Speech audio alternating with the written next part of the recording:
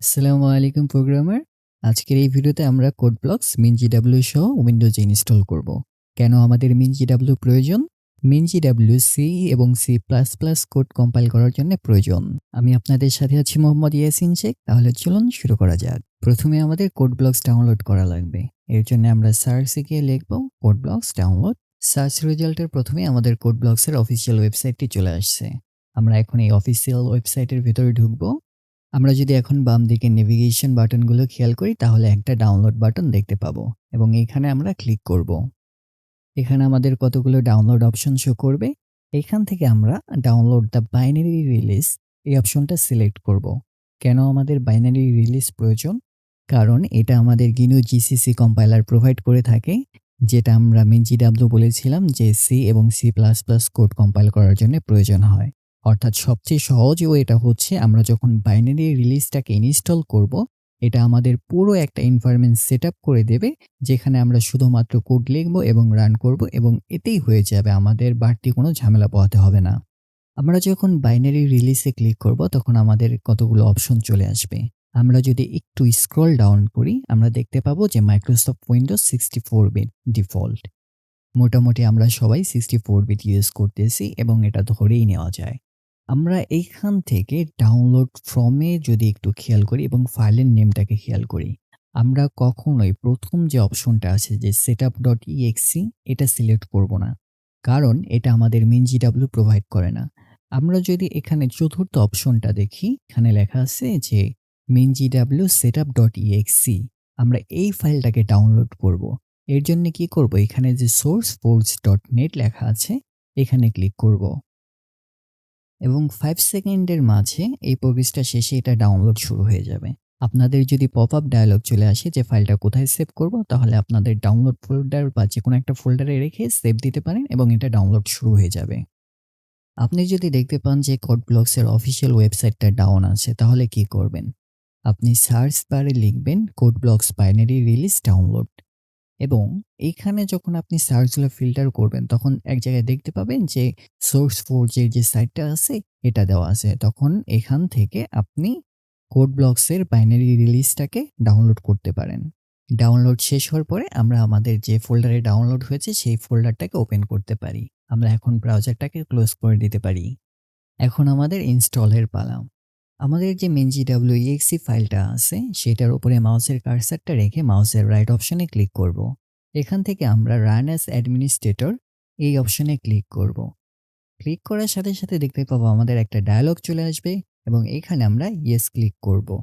এরপর আমাদের code blocks install ডায়ালগটা চলে আসবে। আমরা চাইলে আমাদের ফাইল এক্সপ্লোরারটা ক্লোজ করে দিতে পারি। এখন আমাদের যে ইনস্টল ডায়ালগ চলে আসছে এটার আমরা নেক্সটে ক্লিক করব। অবশ্যই এই এগ্রিমেন্টটা খুব ভালোভাবে পড়বেন। এরপরে আই এগ্রিতে ক্লিক করবেন। ডিফল্ট যে স্টাফগুলো আছে সবগুলোই ঠিক আছে। ইনস্টল লোকেশন যে ডিফল্ট সি ড্রাইভ আছে এটাই বিগিনার্স লেভেলে থাক, চেঞ্জ করার প্রয়োজন নেই এবং আমরা ইনস্টল বাটনে ক্লিক করব। আমরা দেখতে পাচ্ছি আমাদের কোড ব্লকসটা ইনস্টল হচ্ছে। ইনস্টল শেষে আমরা কোড ব্লকসটাকে ওপেন করতে চাই, এর কারণে আমরা এখানে ইয়েস প্রেস করব। ইনস্টল হওয়া শেষ, আমরা এখন নেক্সট বাটনে ক্লিক করতে পারি। আমাদের যদি এখানে গিনু জিসিসি কম্পাইলার ডিটেক্টের ডায়ালগটা চলে আসে তাহলে বেশ। এখান থেকে আমরা গিনু জিসিসি কম্পাইলারে এইটায় ক্লিক করব, সেট অ্যাজ ডিফল্ট দেব, এরপরে ওকে প্রেস করব, এরপর নেক্সট নেক্সট এবং ফিনিশ। এখন একটা অপশন চলে আসছে যে আমাদের ফাইল অ্যাসোসিয়েশন। ফাইল অ্যাসোসিয়েশনের মানে হচ্ছে যে আমাদের যে সি বা সি প্লাস প্লাস ফাইল থাকবে আমাদের ফোল্ডারের ভেতর, সেগুলোকে আমরা ডিরেক্টলি কোড ব্লকস দ্বারা ওপেন করতে চাই কিনা। আমি চাচ্ছি আমাদের যখন সি এক্সটেনশনের ফাইলটা থাকবে তখন এটা আমাদের কোড ব্লকসে ডিরেক্ট ওপেন হোক। আপনার যদি এক্সটেনশনের মানে না বোঝেন তাহলে একটু বুঝিয়ে বলি। এক্সটেনশনটা হচ্ছে যখন আমাদের কোনো MP3 ফাইল থাকে বা অডিও ফাইল থাকে, দেখতে পাবো আমাদের ফাইলের নেমের শেষে .mp3 থাকে। আবার MP4 এর ক্ষেত্রে আমরা দেখতে পাই যে .mp4 বা হাই কোয়ালিটি হলে NKV থাকে। ঠিক একইভাবে আমাদের সি প্রোগ্রামিং ফাইলের জন্য .c এক্সটেনশন দ্বারা শেষ হয় এবং C++ এর জন্য .cpp দ্বারা শেষ হয়। আমি এখান থেকে এই থার্ড অপশনটাকে সিলেক্ট করব যে ইয়েস ফর সি এবং সি প্লাস প্লাস ফাইলের জন্য আমি ফাইল অ্যাসোসিয়েশন চাচ্ছি। আপনারা চাইলে এই শেষের অপশনটাও সিলেক্ট করতে পারেন, এটা প্রজেক্ট লেভেলে চলে আসবে। এরপরে আমরা নেক্সট, আপনাদের যদি GNU GCC কম্পাইলারের পপআপটা না আসে চিন্তার কোনো কারণ নেই, তা দেখিয়ে দেব। বাই ডিফল্ট যদি এখন কোড ব্লকসটা ওপেন হয় তাহলে আমরা এই ইন্টারফেসটা দেখতে পাবো। যদি আপনাদের ওপেন না হয় তাহলে আপনারা ডেস্কটপের আইকনে ডাবল ক্লিক করে অথবা সার্চ করে এটাকে ওপেন করতে পারবেন। আপনাদের যদি GNU GCC কম্পাইলার ডিটেক্ট হয়ে না থাকে তাহলে আপনারা কি করবেন, এই সেটিংয়ে ক্লিক করবেন। ক্লিক করার সাথে সাথে দেখতে পাবেন কতগুলো অপশন চলে আসছে। এখান থেকে কম্পাইলারে ক্লিক করবেন।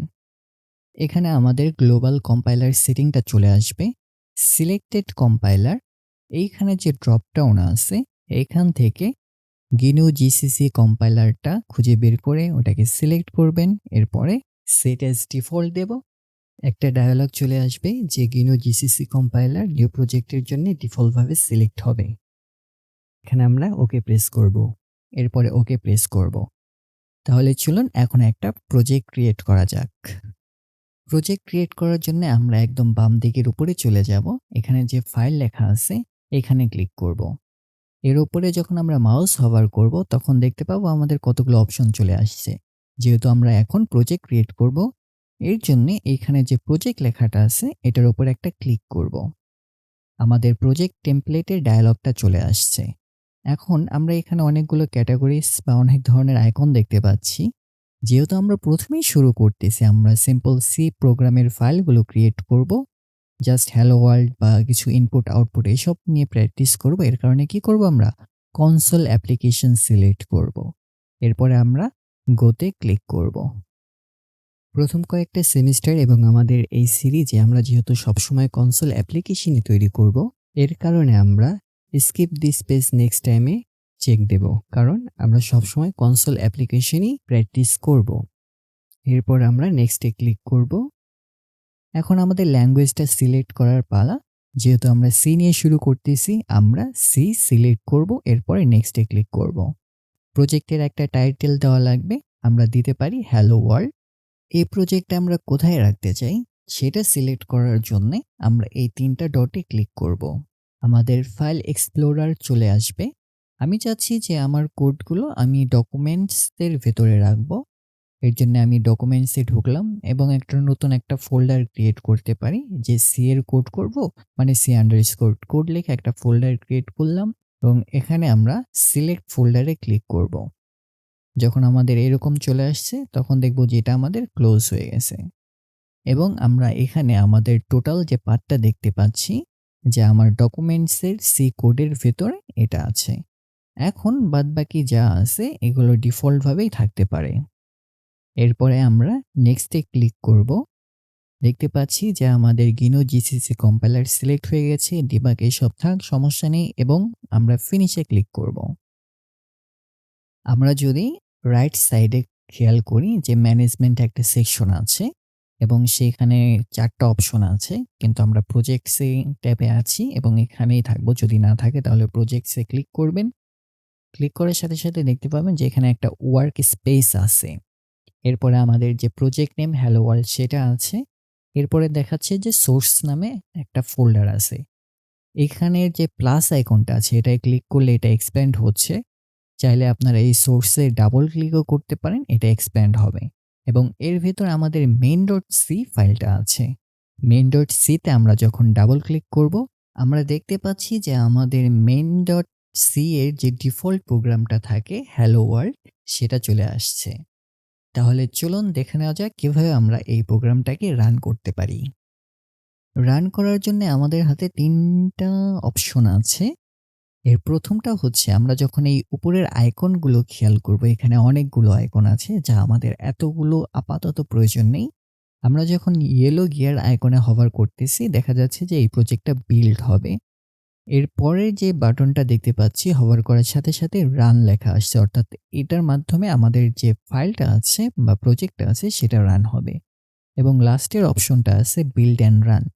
আমরা যখন রানে ক্লিক করব দেখতে পাচ্ছি যে আমাদের প্রজেক্টটা এখনো বিল্ড করা হয়নি। এর কারণে এই ডায়ালগটা চলে আসছে। আপনারা এখানে ইয়েস দিবেন, কারণ একটা সি বা প্রোগ্রাম প্রথমে বিল্ড করা লাগে, এরপর এটা রান হয়। হ্যাঁ, আমরা অনেক সহজেই বিল্ড অ্যান্ড রান যে অপশনটা আছে এটাই ক্লিক করলে দুইটা একসাথেই হবে। এখন যদি আমরা উপরের যে বিল্ড লেখাটা আছে সেই অপশনে ক্লিক করি, তাহলে ঠিক একই অপশনগুলো দেখতে পাবো। যে এখানে যে আমাদের হলুদ গিয়ার আইকনটা আছে এটার জন্য বিল্ড, এর একটু নিচেই আছে রান, এরপরে আছে বিল্ড অ্যান্ড রান, তারপরে রিবিল্ড। এখন একটা জিনিস আমরা খেয়াল করি, আমাদের প্রত্যেকটা অপশনের রাইট সাইডে কিবোর্ড শর্টকাট আছে, অর্থাৎ কন্ট্রোল F9 দ্বারা আমরা প্রজেক্ট বিল্ড করতে পারি, ডিরেক্ট F9 দ্বারা বিল্ড অ্যান্ড রান করতে পারি। আমরা যদি দুইটা কাজ একটা কি প্রেসের মাধ্যমে করতে পারি তাহলে আমাদের মাল্টিপল টাইম করার কোনো প্রয়োজন নাই। We want to become a great developer. We want to become a great programmer. আমরা কিবোর্ড শর্টকাট ইউজ করব। এখন আমি যদি F9 প্রেস করি তাহলে দেখতে পাচ্ছি যে আমাদের কোডটা রান হচ্ছে এবং হ্যালো ওয়ার্ল্ড প্রিন্ট হচ্ছে। চলুন একটু টেক্সট চেঞ্জ করা যাক। এখানে যে হ্যালো ওয়ার্ল্ড আছে আমরা এখানে হ্যালো হাবিবি লিখতে পারি। এখন যদি আমরা কন্ট্রোল S চেপে ফাইলটাকে সেভ করি এবং F9 চাপি তাহলে বিল্ড অ্যান্ড রান হবে এবং আমাদের ডায়ালগে চলে আসবে হ্যালো হাবিবি। কয়েকটা দিনে হয়তোবা F9 এর কথা মনে থাকবে না যে এটা বিল্ড অ্যান্ড রানের জন্য ব্যবহার করা হয়, বাট আপনি যখন প্র্যাকটিস করতে থাকবেন বারবার তাহলে এটা আপনার জন্য ইজি হয়ে যাবে। কেন আপনি F9 প্রেস করবেন এইসব মাউস হভার টভার করা বাদ দিয়ে? একটা জিনিস হিসাব করেন। আপনি যদি ওই গিয়ার আইকনটাও ইউজ করতে চান বিল্ড অ্যান্ড রানের জন্য, আপনি কিবোর্ড থেকে হাতটা সরাবেন, মাউসে রাখবেন, তারপর ওই আইকনে সিলেক্ট করবেন, তারপরে একটা প্রেস করবেন, তারপরে চলে আসবে। অনেক ঝামেলার। আর ডিরেক্ট F9 প্রেস করার মাধ্যমে বিল্ড অ্যান্ড রান অটোমেটিক হয়ে যাবে, যদি কোনো এরর না থাকে কোডে। এখন আমরা কিভাবে একটা এক্সিস্টিং প্রজেক্ট ওপেন করব সেটা দেখে নেওয়া যাক। আমরা প্রথমে এটা ক্লোজে ক্লিক করি। দেখা যাচ্ছে যে আমাদের একটা ডায়ালগ চলে আসছে। আমাদের ওয়ার্ক স্পেসের সেভ চেঞ্জগুলো কি আমরা সেভ করতে চাই কিনা? হ্যাঁ, আমরা সেভ করতে চাই। আমরা যাদের চেঞ্জ করেছি ইয়েসে ক্লিক করব। এটাই সবসময় আপনাদের জন্য সেফ অপশন। প্রজেক্ট ওপেন করার জন্য আমাদের প্রথমে এই কোড ব্লকসটাকে ওপেন করা লাগবে। আমার উইন্ডোজে দেখতে পাচ্ছি যে আমার কোড ব্লকসের আইকনটা চলে আসছে, এটাকে আমরা ডাবল ক্লিক করতে পারি। ডাবল ক্লিকের মাধ্যমে আমার কোড ব্লকসটা চলে আসছে। এরপর কি করব আমরা? আমাদের উপরের যে ফাইলটা আছে সেটাই ক্লিক করব। এরপরে যদি একটু নিচে খেয়াল করি, রিসেন্ট প্রজেক্ট নামে একটা অপশন আছে এবং এটাই হভার করার সাথে সাথে আমাদের রাইট সাইডে আমাদের প্রজেক্ট নেম হ্যালো ওয়ার্ল্ডটা চলে আসছে। এইটাই যখন আমরা ক্লিক করব আমাদের যে হ্যালো ওয়ার্ল্ড প্রজেক্টটা ছিল সেটা ওপেন হয়ে গেছে এবং এটাকে আমরা F9 প্রেস করে বিল্ড অ্যান্ড রান করতে পারি। আমাদের প্রজেক্ট যদি রিসেন্ট প্রজেক্টে না পাওয়া যায় তাহলে আমরা এখান থেকে ওপেনে ক্লিক করতে পারি। এর মাধ্যমে আমাদের ফাইল এক্সপ্লোরারের একটা ডায়ালগ চলে আসবে। এখান থেকে আমাদের যেখানে প্রজেক্টটা আছে আমরা সেইখানে চলে যাব। আমাদের যে সি প্রজেক্টটা আছে সেটা কোড ব্লকসের আইকন দ্বারা শো হবে।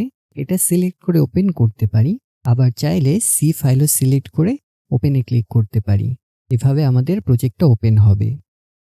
আবার আমরা সরাসরি ফাইল এক্সপ্লোরার থেকেও আমরা প্রজেক্টটা ওপেন করতে পারি। আমাদের যে ফোল্ডারে আমাদের প্রজেক্টটা রয়েছে আমরা সেই ফোল্ডারে যাব এবং সেইখান থেকে আমাদের যে প্রজেক্ট ফাইলটা আছে সেটাই যখন মাউসের রাইট ক্লিক করব দেখতে পাবো যে ওপেন একটা অপশন আছে এবং কোড ব্লকসের আইকন আছে। আবার চাইলে আমরা main.c তে মাউসের রাইট ক্লিক করে প্রজেক্টটা ওপেন করতে পারি এবং F9 প্রেস করার মাধ্যমে আমাদের প্রজেক্টটা রান হবে। আবার চাইলে আমরা মাউসে ডাবল লেফট ক্লিকের মাধ্যমেও কোড ব্লকস ওপেন করতে পারি, কেননা আমাদের সি এর ফাইলগুলো কোড ব্লকসের সাথে অ্যাসোসিয়েট হয়েছে, যেটা আমরা প্রিভিয়াসলি অ্যাকসেপ্ট করেছিলাম সি এবং C++ ফাইলের জন্য। এখন মাঝে মধ্যে দেখা গেছে যে আপনার এই ওয়ার্ক স্পেসে একাধিক প্রজেক্ট চলে আসছে এবং আপনি একটা প্রজেক্ট চেঞ্জ করতে চাচ্ছেন বাট রান হচ্ছে আরেকটা, তখন কি করবেন? আমি বলবো যে আপনার ওয়ার্ক স্পেসে একটা মাত্র প্রজেক্ট ওপেন করে রাখবেন। যদি একাধিক প্রজেক্ট ওপেন হয়ে থাকে তিন নামে ক্লিক করে মাউসের রাইট অপশনে ক্লিক করবেন, এরপরে ক্লোজ প্রজেক্ট একটা অপশন আসবে, এটা ক্লিক করলেই প্রজেক্টটা ক্লোজ হয়ে যাবে। আবার ঠিক একইভাবে আপনি ওই ফাইলে ক্লিক করে ওপেন রিসেন্টে গিয়ে আপনার প্রজেক্টটাকে ওপেন করতে পারবেন। আমার কাছে উপরের ইউআইটাকে অনেক হিজিবিজি লাগতেছে। দেখেন আমাদের কাজ হচ্ছে দুইটা, একটা হচ্ছে ফাইল সেভ করা আর একটা হচ্ছে বিল্ড অ্যান্ড রান করা। প্রথম দিকে আমাদের এই উপরের এতগুলো আইকনের তো প্রয়োজন নাই, তাই না? সবগুলো আমরা সরিয়ে ফেললেও পারি, এক এক করে সরানো ঝামেলা। এমনকি আমাদের এই ম্যানেজমেন্ট সেকশনেরও প্রয়োজন নাই। আমরা একটা মিনিমাল ইউআই লুক নিয়ে আসতে পারি। সেটা কিভাবে আনবো? আমাদের যে ভিউ অপশনটা আছে উপরে, এটায় যখন আমরা ক্লিক করব, তখন উপরে দেখতে পাচ্ছি যে একটা পার্সপেক্টিভস নামে অপশন আছে এবং এইখানে বাই ডিফল্ট যেটা সিলেক্ট আছে যে কোড ব্লকস ডিফল্ট, এটা হচ্ছে সবগুলো আছে। আরেকটা আছে যে কোড ব্লকস মিনিমাল, আমরা এটাকে সিলেক্ট করব। আমরা যেহেতু ডিফল্ট পার্সপেক্টিভ বা ওয়ার্কস্পেস সেটিং থেকে মিনিমালে চলে যাচ্ছি, এর কারণে আমাদের একটা ওয়ার্নিং চলে আসছে যে আমরা কি ডিফল্টটাকে চেঞ্জ করতে চাই কিনা এবং আমাদের নতুন যে মিনিমাল লুকটা আসবে সেটাকে আমরা সেভ করতে চাই কিনা। আমরা এখানে ইয়েস প্রেস করব। এখন কি ইউআইটাকে অনেক সুন্দর লাগতেছে না? যে কোডে আমরা ফোকাস দিতে পারবো, এতগুলো দরকার নাই। ফাইল সেভ করার জন্য কি করব আমরা? কন্ট্রোল এস চাপবো এবং বিল্ড করার জন্য F9 প্রেস করব। আপনারা যদি সেভ ওইভাবেও না পারেন যে কন্ট্রোল এস মনে থাকে না, তাহলে কি করবেন? এই ফাইল আছে, ফাইলে ক্লিক করে সেভ ফাইলেও ফাইলটা সেভ করতে পারেন। আবার প্রজেক্ট বিল্ড করার জন্য বিল্ড, এখান থেকে বিল্ড অ্যান্ড রান সিলেক্ট করতে পারেন। কিন্তু না, keyboard shortcut is the best, control S file সেভের জন্যে, F9 বিল্ড অ্যান্ড রানের জন্যে। সবকিছুই সাকসেস হবে যদি কোনো এরর না থাকে। এখন মাঝে মধ্যে দেখা গেছে যে আমার জিনিসটা কম্পাইল হচ্ছে না। তখন দেখবেন যে কোনো একটা রেড সাইন আছে কিনা, তার মানে আপনার কোডে সমস্যা আছে। আর যদি দেখেন যে GNU GCC এইসব ডিটেক্ট হয় নাই, তাহলে বলবো মেক শিওর আপনি MinGW সহ কোড ব্লকসটা ডাউনলোড করুন। ভালো থাকবেন এবং ভালো রাখবেন। আজকে এই পর্যন্তই, সাথে থাকার জন্য ধন্যবাদ। দেখা হবে পরবর্তী সি এর প্রোগ্রামিং ভিডিওতে।